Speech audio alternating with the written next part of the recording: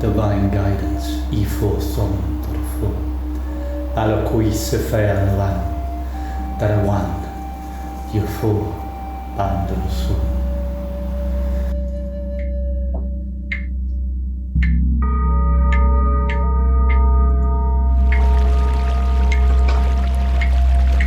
Hi, I'm Patricia McNair, your host of Divine Guidance with Patricia. If you are bursting to embrace and strengthen your connection to your divine guidance, your whole being, this is the show for you. Join me the first and third Wednesday of the month at 9 a.m. Pacific on transformationtalkradio.com. Are you ready to discover the amazing gift of the universe that is you? On Divine Guidance with Patricia, Spirit and I will trigger you to embrace and validate the light that you are. On my show, I will bring you thought-provoking, inspiring messages designed to ignite a spark of spiritual awareness, the first step to becoming a whole being. Join me on Divine Guidance with Patricia and discover your gifts and awaken your true sense of self to embrace and empower your spiritual, mental, and emotional well-being. Divine Guidance with Patricia starts now.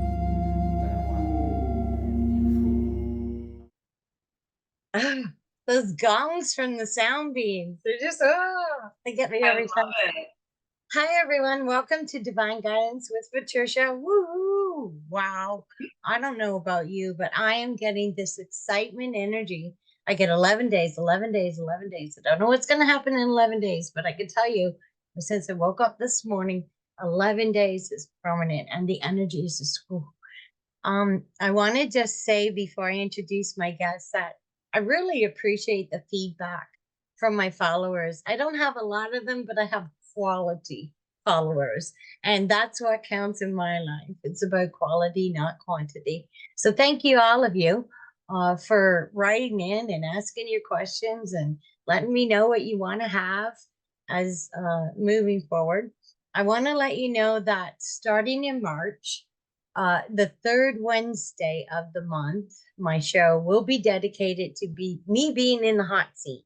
So it'll be question and answers with me. So call in on those shows the third Wednesday of the week, and let's get some of your energy, some of your beautiful spirit and soul essence into the show. I invite you in. So today's guest is an amazing lady who lives a province away from me in New Brunswick. I had the amazing experience of hugging this lady and getting to know her and her husband at a wellness fair in Moncton, New Brunswick. And this lady I've been following, she may not know it, but I've been following her work and what she does. And her approach to opening up and allowing spirit to work in and through her is a dynamic one. It's very subtle, but very potent. And I have to let you know that she does a variety of work, although she's kind of put herself into a couple of expertise spots. But don't let that fool you, because this lady can dance around the universe like most of us. So I want to introduce to you, and I would like for Anik, and I would like for Anik to give us her spirit. I would like for Anik to tell us when she was aware of spirit and how that has helped her and where she has come from that. Oh, I've never had spirit ask me such a deep. Hi, Anik. It is a deep question. Thank you so much. Before we dive into Spirit's question, I want to thank and acknowledge your beautiful energy, and thank you for sharing this lovely sacred space with me. I really cherish and honor this exciting conversation and exchange of our conscious collective energy coming together to create a fun and conscious conversation that we get to share with all of your viewers. So thank you so much for having me on your show. And beautiful question. So I have a two-part answer, which for those of you who know me, I'm long-winded, so I'm not super surprised that there's a double answer. But the first time I became aware of spirit and spirit moved through me was actually when I was 5 or 6, and I had a transcendental experience with a bumblebee. And I remember it was the one of the most magical moments from my childhood. And it's when it's probably like, I keep coming back to it because it was such a profound oneness experience where there was this regular bumblebee sitting on a dandelion, and I just felt not just the desire, but I felt the invitation to come and be with the bumblebee, and to such a profound state that as a little girl, I could feel the bumblebee saying, "It's okay for you to pet me." So I like pet the bumblebee, which is not the type of animal or insect that you usually pet, but I had such a oneness experience with that bumblebee. Now, at the time, I didn't really understand the mechanics of oneness energy and all the things universe. But I would say that it was the true moment that I can pinpoint where I was able to connect to spirit in a fashion that I think is really representative of how spirit works, which is spirit moves through all of us, insects, through the universe, through rainbows, through all of the things, and it connects us in such a way that we're able to, let's say, telepathically or intuitively connect with each other in such a deep, meaningful way. So that was like my first instance where I can pinpoint an example. The second time, actually, I guess it's a three-part answer. The second time, because nature has always been such a vessel for me for connecting to oneness. And I'm sure many of your viewers feel the same. There's something about reconnecting to Mother Gaia that really supports us in remembering who we are as spirits. And the first time I looked through a telescope and I saw the rings of Saturn, it totally shifted my perspective. And this is when I had, like gotten a job, gotten a career, done all the things, and I was living more in the material realm, if you will, where A plus B equals C. And in that moment, my whole reality shifted, which I find it so interesting because it's not where I didn't go to an ashram, I wasn't meditating, but it was simply looking through a telescope and recognizing that I was a being on a planet looking at another planet with my bare eyes. And it was just such an impactful moment for me that it helped me to understand the dynamic and the magnitude of the beauty that is the universe that we get to exist in, and just how interconnected everything is. So those are the two nature-based ones. But when nature really started to speak to me in not nature, but spirit, I want to say it began first by moving through me in emotion. So I'm an emotional empath. And through the years of, growth and development, have developed all of my other clairs as well. But I remember the first time that spirit really moved me where it impacted my life. And at the time, I was working on the stock market. I had been doing that for 20 years.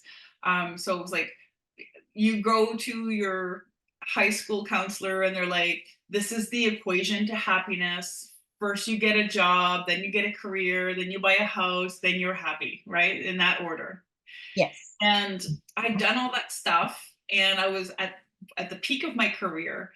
And I remember asking the question to no one, apparently, because at the time I was not very spiritual. I wasn't open. I thought the reality, I'd forgotten those experiences from my younger time. And I felt called to simply ask, there must be more to life than this. And that's what I love about spirit, is you ask a question and you get an answer. And very quickly, everything changed for me. I had this yearning inside of me to change my life in a very dramatic way. So I I left my career in finance. I left my pension, my corner office, my accolades, the financial stability that I thought was going to come with it. And I just felt this overwhelming knowing. Like every cell in my body knew that I needed to work in the healing arts, even though I had like no background in that at all. I didn't understand the gifts at the time.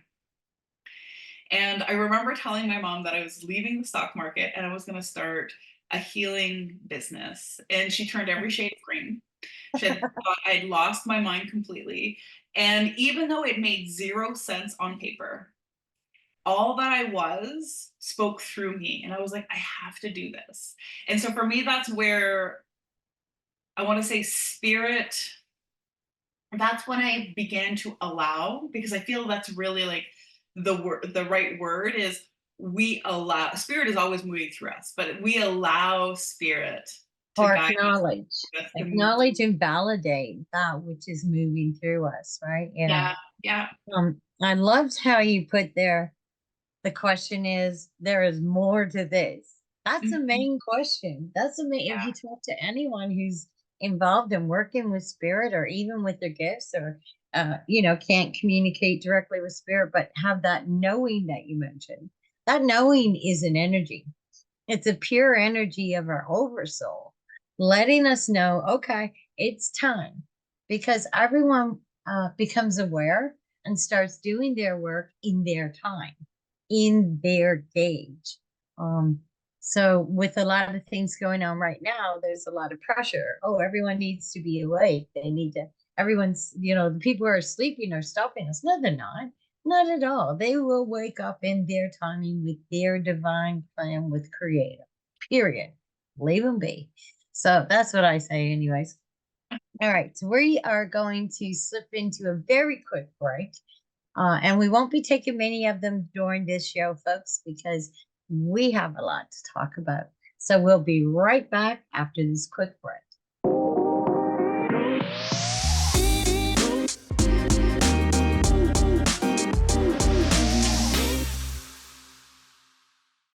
Whew. Welcome back, everyone. I tell you what, I said it just before the break ended, but we should have just kept going, because Anik is just flowing with spirit and information and bursting to share. So during the break, we were talking about, I mentioned that right now there's a lot of pressure for people. Oh, wake up, you're stopping the rest of us, which is not true. And how people are waking up under that collective energy of pressure is not the same way as say 10 years ago or 5 years ago even. So what we need to do is to honor, right? And instead of wake up, I say become aware, because nobody's really sleeping through any of this, whether it's physically, mentally, emotionally, or spiritually. There's a lot of things that have been targeting the human race in the last 10, 15 years. That's been a little bit more high dark frequency than before, because the push is on for the human race to what did a dissertation a few years ago is to honor the planet they live upon, and to be endowed with being the caretakers once again, and to working with this conscious being known to us as Mother Earth, because she's alive and she's aware, and she too has her part in the universal divine plan of the Creator. And we choose to be upon her because we come in with certain abilities, gifts, and knowledge to assist in what she's doing. Not that we're healing her. She's a powerful being of her own, but working in unity with her, bringing the divine consciousness that is needed for her, the divinities, the divine wisdom, divine healing, divine grace, all of them, bringing in the new fields of consciousness that have never been here to enlighten and to allow her to be all that she is. It's like we are all doing the same thing that Mother Earth is doing, just on a microcosmetic way. So don't get me started. Sorry. I'm going to go back to my guest, Anik. Because I really feel that Anik and I could do a few really good videos of just going back and forth with our guests. But I will hand it over to you, Anik, and what you were sharing during the break about, you teaching people with their abilities to allow and to awaken. So I'll hand it back to you. Oh, thank you. But I do, to your point, I think you look at our civilization, and so when you use the term like people are feeling under pressure or that they need to wake up so that I can have this reality, well, that's a dualistic perspective and mindset to start just out of the gate. Absolutely. Yes. And yes, everything happens in divine unfolding. And one of the things that I read recently is like, if you're trying to convert people, well, then you're in spiritual ego just as well. Exactly right. Because when you're in divine spirit, you recognize that everyone has their experiences and their own divine timing, as you were stating. And one of the terms that I like to use with my students, because I've been teaching intuitive development for over a decade, and I like to use the word allowing, because what I find is when people are trying to wake up, it's the opposite energy and state of being that you need to be in order to open, receive, and allow. When you're and one of the things that we if you've been in any of my classes, you've heard this 1,000 times, is the harder you try, the less it works. That's it. Right? So it's like our natural state of being is flow. And we are relearning how to allow that flow to radiate from us and getting out of its way and simply being observant of it. So I think you use the word acknowledge and recognize, right? So it's like observing, what is the wisdom that is coming through spirit for me to embody, for me to radiate, for me to action, right? So it's like allowing that wisdom to flow through us. But one of the things that you said earlier that really brought something up was when we look at how civilization has used pressure to create transformation, we've used, let's call it, negative forms of pressure. We've used chaos, we've used overwhelm, we've used scarcity, we've used illness and disease. And that form of pressure, yes, of course, catalyzes change. However, what gets me excited about the evolution that I see in humanity and the cycles that we are moving in, the grand cycles that we're moving in, is that we get to use a different form of pressure in order to create transformation, a pressure of excitement, of anticipation, a pressure that is based in passion and joy and desire. Because both of these energies can create a form of pressure. And even in the language in which we use the word pressure, it's like pressure is a bad thing, right? Under pressure. But what if you have the anticipation and the exhilaration and the excitement and the desire and the passion, and that is the forward moving or the pressure, because we need a motivator, right? And so what's unfortunate is we've often used hardship as a motivation for change. Yeah, I'd like to speak on that, if I may. Yeah, of course. And I want to say that I totally you're bursting here, because I've always said for a very long time, see, I don't know if you know, but I came in as a seer and conscious, and I've maintained that connection, which has been a little bit difficult, but also many times I said, I don't want the spark anymore, just turn it down. But that's not going to happen. So I want to get back to what you're saying is so vitally important. And I just want to give this, because we're moving out of duality, darling. Mm-hmm. Earth no longer needs duality, nor do we. And what I mean by that is, you can't have happiness until you know sadness, or you can't, having that catalytic transformation. It's almost like choosing between good or evil, thinking positive or thinking negative. We're moving out of that. And that is allowing most of us, and I don't mean myself or you, but there are a lot of people who are very, very gifted, but they're having a very hard time without that differential, without being able to gauge it through duality. And so I think that a lot of people are going to be more aware, open in their divine timing with Creator and their plan, their soul plan. And they're not going to experience that duality. And so we're going to have a little bit of a shift. And I really feel that I myself personally being pushed past that, to get out of that, because I cannot help ones who wake up without that duality if I'm still stuck in it. Does that ring any bells for you right now?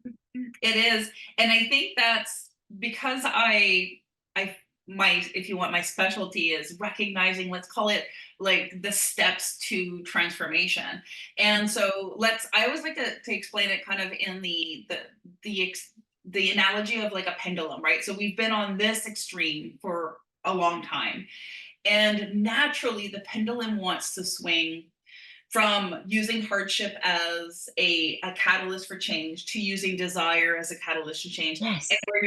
And what you're speaking to is, and what I'm seeing is, so the pendulum's going to do this, and then it's going to reach in alignment with more of that oneness, the lack of duality. So it's almost like for me, a natural growth transition where, sure, we can jump to the middle, but our human experience and how our neurology is and how most people grow out of their comfort zone and into another one is we tend to play on a little bit, whether this is an extreme swing or just a little baby swing, we all find that sweet spot eventually. And for me, what you're speaking to is finding that sweet spot in the acknowledgement of not this or that, but in the all that is, right? Which is that oneness. Yeah, we are creators, right? We call from the universe.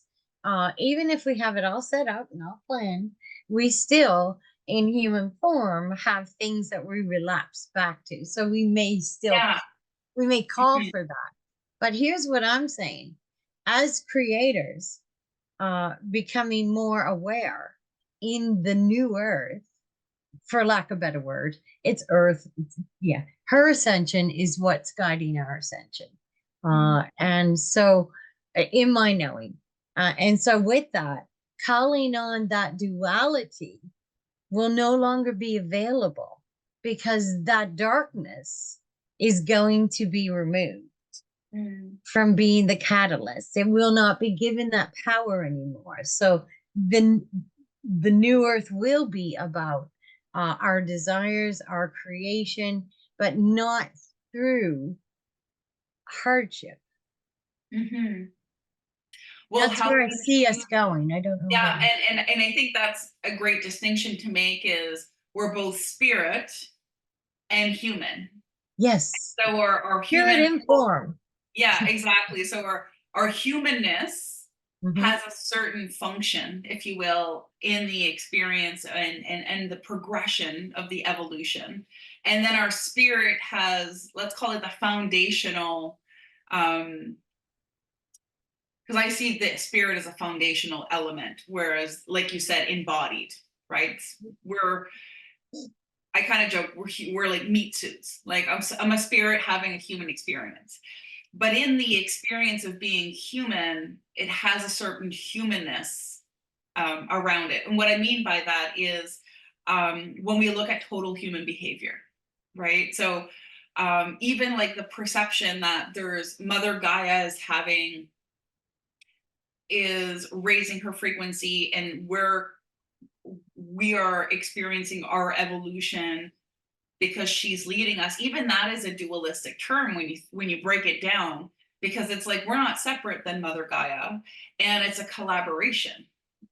So really, like even our language, so coming back to your point, is even the language, the dark forces or the light forces, like the language that we use as humans is dualistic in nature. And so I think that will no longer be, and that's just the limitation of language. But what I'm excited about is actually like how we're even developing language to verbalize, if you will, oneness, and we're almost developing a new language to speak to these things, because the language that we've been taught and we've learned is a this or that language, right? Like the light forces versus the dark forces, and we have to overcome this. It's like, it's all one soup of energy. There is no this or that. To speak truly to oneness, there is no separate. So we kind of have to, we can't have it both ways. Well, I like your take on that. It's a deep topic. Yeah. I don't foresee that it is, because we're coming out of duality, it's becoming more oneness. So I know that, for an example, Patricia, I have my home, right? And I can invite into my home what I choose to have here. So if I don't want somebody drunk and cursing and swearing, then I won't invite them here. And I think that that's what's happening with this conscious being that we call Mother Earth, that there is more, less invites of that duality is what I'm saying. So Yeah. so the conscious vibration, you know, whether it's a higher frequency or a lower frequency, doesn't make it dark or light. What makes it dark and light is the intent. And so if the intent is not a positive intent or loving frequency, then that vibrational force will no longer be invited here. So that's what I'm trying to say, right? Yeah. So it's not that it's, you know, beating up on Earth or beating up on us. It's there and empowered by us choosing to invite it. And that I don't choose to invite anything like that. And I think that's what, kind of to your point earlier, it's about, like you're saying, it's like, it's not about pressuring or forcing other people, they have to change so we can do this, but it's about having compassion and awareness about the process that is this beautiful transformation that we get to experience during this time. I know, right? Where and so we are essentially, we got a foot on the boat and a foot on the dock. So, you know, like in every moment we're going to be back and forth, and that's the nature of this experience that we have chosen to be a part of, from my perspective. Yeah. Right. But okay, let's take a look at, and I'm not trying to judge or put anyone down. My conscious choice, and somebody who is intent on rage and revenge and killing somebody is not the same conscious choice. So they're not in the same bucket. Say that again. Like, so, well, and I would say that, but so just so I'm understanding, your point is they're at a different frequency, which you're choosing not to coexist in. Their intent and their purpose is absolutely different than mine. It's not aligned with my purpose and intent to be of love and oneness. See, not every energy around is intent on being part of oneness. They're actually trying to overcome oneness. So that is a total situation that we no longer need to have, that Earth has decided not to have any longer. So wherever they choose to be to continue that journey, then that's where they will be. Well, and I think that's what's so interesting about the infiniteness of source and creative energy, right? Because source is what creates all. So the good intentions and the bad intentions, right? So it could be someone who's disconnected or unaware of source moving through them, that might have energy or a different focus, right? So your focus is oneness and consciousness, and maybe someone else's focus is I want to overcome fear. Because usually when we look at, let's call it a negative intent, it's usually based on fear-based behavior. Because fear is not a negative energy, never has. No, it's just a different frequency indicator of change. But when you take fear and you put it inside your being instead of facing that fear, then festers into something because it wants to go back to the universe and help somebody else make a change. So that energy is not ours to take in or take on, but we do. And that is what changes. The fear energy itself is not the negative. The thoughts, the mindset, the energy that we perceive it to be, that is what is the difference. So that is the catalyst, not fear energy. Well, and I think also that it's also about what we choose to do with that energy. So fear, someone might use fear to create positive change, and someone might use fear to create like a negative change, right? So I think what you're speaking to as well, and you said that earlier, it's about our intent, right? It's like, because energy is just energy. It's what we choose to do with it that makes it either supportive or non-supportive to whatever our growth.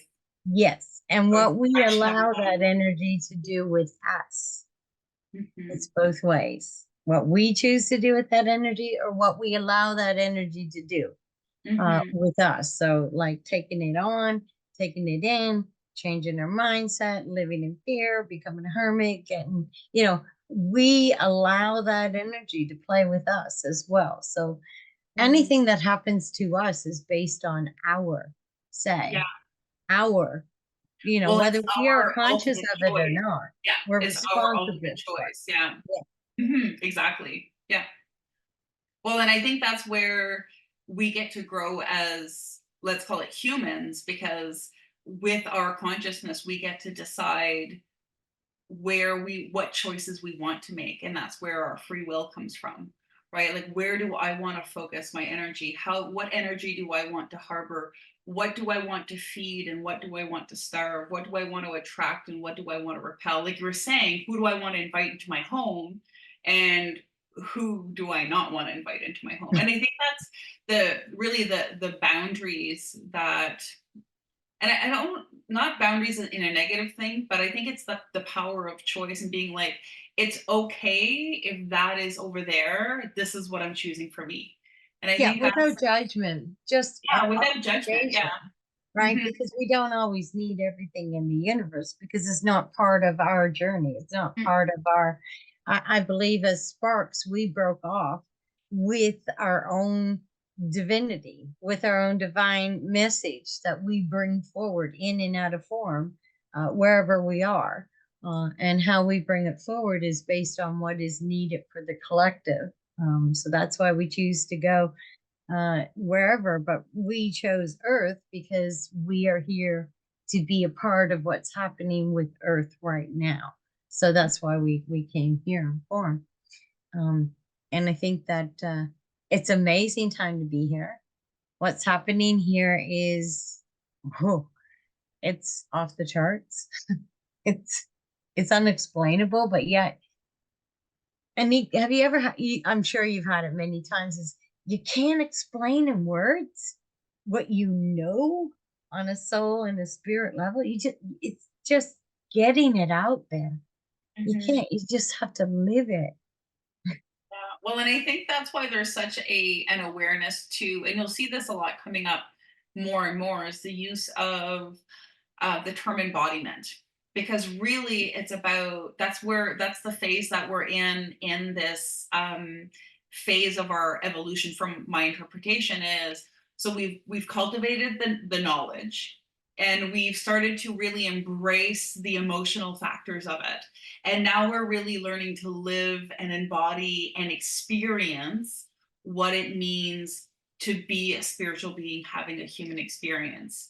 And where my specialty is teaching humans on how to understand how to make those choices more intently and consciously, right? Like, how do I develop more self-awareness so I can see more clearly what energy I am harboring, what energy I might be repelling and or attracting towards myself, what thoughts, feelings, and behaviors are in alignment and integrity with who I really am, and which of those thoughts, feelings, and behaviors are simply a shadow or a phantom of days gone by, right? Like an inherited pattern from an old reality that is only hanging on because we perpetuate it out of habit, if you will, because that's how the subconscious mind works, which is kind of the lane that I love to live in, is because it's one of the most powerful instruments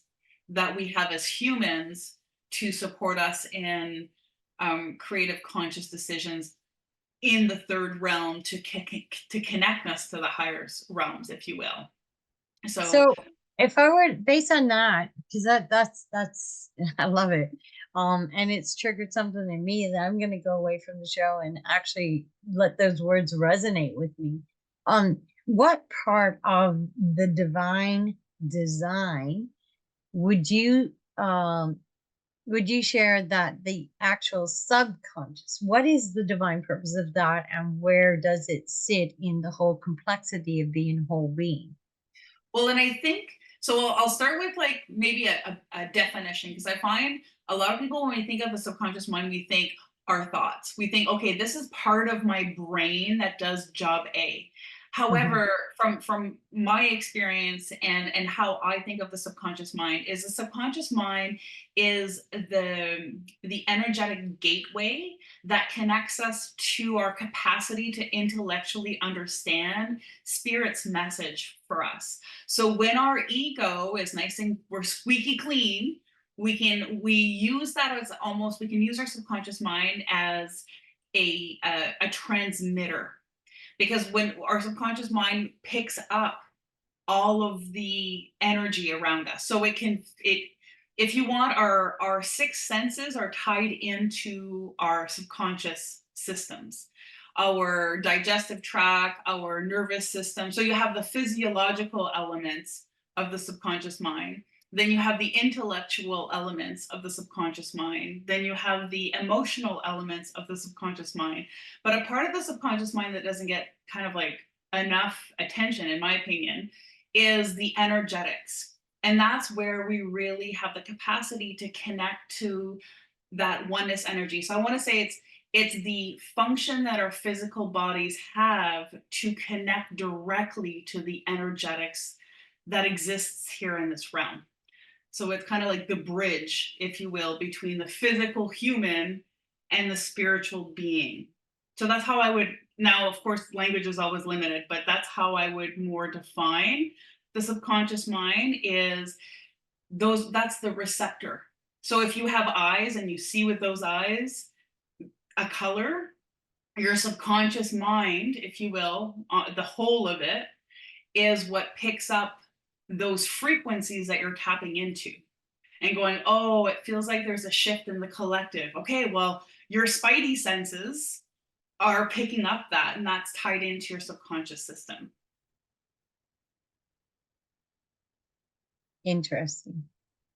So it's just a different way of like interpreting. For me, when I think of the subconscious mind, I don't think of the brain at all, because we're essentially a ball of energy. Yes. So the subconscious is part of that ball of energy. It interacts with it, it engages with it, it helps to instruct that ball of energy on what to attract and what to repel. And then spirit feeds that whole system, if you will. Because spirit is foundational to everything, right? Yeah, absolutely. Everything is etheric. And we're all moving energy. So yeah. It's really interesting. I probably would like to talk to you at another time in more depth of this, because I'm preparing a course, and I would like to have some, like a panel for this course, because it's on the 4 conscious bodies and how we're automatically connected when we come in, that the creator would never ever have us in here spirit informed without being connected to all that we are, and how some of the spiritual dogma, that has been, written in books and guiding everybody, and has to me has actually been a lot of distraction from who and truly what we are connected, and has led people to have to go to many people, gurus, whatever, sharing the same information on spirit, albeit from the chakras all the way through. But what we are is absolutely divinely automatically connected. Kids know it until they're told they're not, right? And so even when you gave your bumblebee, you were open and you were so innocently just, you followed, you rubbed the bumblebee, and then later on you forgot that experience until something else triggered it. So I'm working and mapping in between that knowing and forgetting and re-knowing. I think that there's something really in the middle of that that will bring it forward. But if everyone had the tool of how they are automatically connected and can remember that. Yeah. Well, for me, the subconscious is our built-in system. It's our control center for our body, and we've just forgotten how to use it, and that it's there.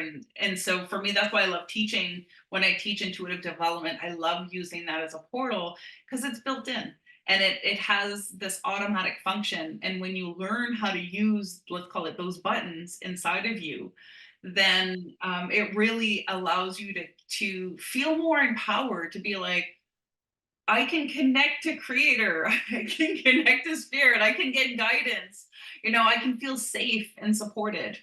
I can know the best choices for myself, but I find probably the most overwhelming, let's call it, side effect that most people attain when they start to develop that capacity is actually self-confidence and self-trust. Yes, absolutely. Yes. Yeah. And it's so disheartening because there are some beautiful, beautiful beings who really do want to connect, but they feel that they don't have what it takes. And some of it is the energy of this old spiritual teaching dogma. And people like yourself and other gifted beings like the gong people and the sound healing and all that new stuff that is coming out on a higher frequency with openness and acceptability for all beings. You don't have to be a purple dragon to know how to sit and receive healing from the sound, and you don't have to be a golden ninja to go meet with Anik and know about your theta consciousness and your opening up and becoming aware and loving who you are and standing in your holy light. And that is the change that we are all making. You said the allowance for a being to allow that to come into them, but all of us that I've noticed in the last 25 years, I've been met up with, spirit has guided me to people like yourself and others that are allowing it to be non-judgmental, non-categorical. Just come and be loved through this and let your light shine. And that's what I so appreciate about you, Anik, and your beautiful husband, Terry. He does the sound gongs. We have blown through this hour. I don't know how, but we have like 2 minutes. So as usual, thank you, everyone. Next week, we're going to have a lady who works consciously with the Galactic Federation.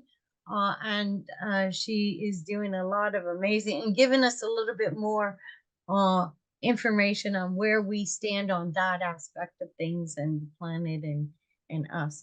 So I'm going to hand it over to Anik. She has some amazing services. Maybe, Sierra, you can pin that up while Anik does her closing. Look for her, connect with her. There is nothing hidden with Anik. There's just pure openness of creator and source love. And I love you, Anik. Thank you for being here. I hand it over to you, love. Oh, thank you so much, darling. So if you're feeling called, if what I shared about the subconscious resonated with you, there are so many portals to awakening, if you want to call it that, or to remembering is probably a better term of who we are. So one of the things that I love to teach is theta healing because it's simple, it's easy, and it's fast. And it utilizes what's already built into you. So you don't have to reinvent the wheel or learn a whole bunch of stuff. You can reawaken what's already inside of you to reconnect to the wisdom of your spirit that's already there for you to tap into. So I do have an in-person workshop coming up February 22nd to the 26th here in Moncton. And if you're in a different area, I will be having another I teach in person and online. What's fun about energy is that it works, doesn't matter if we're together in the flesh or together consciously and energetically. So I teach those classes both in person and online. So if you can't make the Moncton class that we're having in February, feel free to check out my my contact information and check out the next online class. And I'll be teaching another in-person one in the fall as well. So I teach these classes a number of times during the year. And out of it, everything that I'm trained to teach is the one that I focus most of my energy, because it really allows people to step into that space of empowerment, which is, for me, that is the vessel for which we are stepping into our light, as you would say, Patricia. I totally agree. Let's have you back in a couple months if you're free, and maybe we'll do some theta stuff. Theta, That would be cool. Yeah, absolutely. I love that. And thank you, Anik, for being here. Look up Anik. You won't be disappointed. See you next time on Divine Guidance with Patricia. Thank you for listening to Divine Guidance with Patricia on TransformationTalkRadio.com with me, Patricia McNair. Tune in next time to explore more challenges that can help you achieve your whole being. I know we are all capable of truly being whole, and with a little empowerment, anyone can access an entire universe of knowing that is just waiting to be explored. For more information about me and my services, visit divineguidance.earth. That's divineguidance.earth. See you next time, where together we focus on solutions for the whole being.